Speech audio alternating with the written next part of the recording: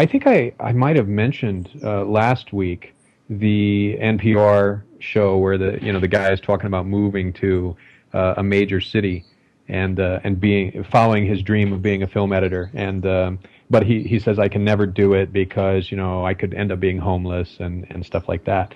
And the NPR guy says, well, what he doesn't realize is the worst case scenario is he just has to go back to wherever in South Carolina where he lives. I mean, really, that's the worst, but there's a major city nearby, and it's not really that hard to go and pursue your dream. One of the things that's helped me as a freelancer and an entrepreneur is psychologists tell you if you think what's the worst that can happen, and then you think what will you do after that, then fear just kind of goes away. Worst case scenario is we go back to where we came from, or we go back to a city with a different economy, or we just jump to another challenging economy and try again.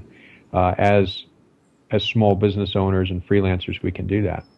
Somebody who's willing to stick to the ground and willing to interact with the public and willing to be creative, it's hard for me to think they can't work. Exactly. So the economy's too big. There's always a need somewhere. It goes back to what you were saying earlier. It's just a question of whether you're expecting somebody to find you a job or whether you're willing to go find the need and adapt yourself and deliver. Exactly. So I think this is a great test case, right? Challenging economy. Can you pull up the stakes and design your life and go find the next place and make it work? If you can do it in this economy, you can do it at any time.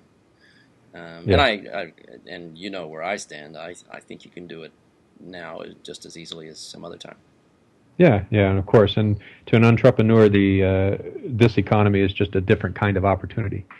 So yeah, this is something I'd love to riff on next week, which is, I don't want to trivialize or minimize the difficulties that people are going through, but for others, these kinds of opportunities, both to acquire businesses and to organize groups of people and to do all kinds of things, these opportunities only come a few times in a lifetime. And so for a lot of people who are prepared or have the right mindset,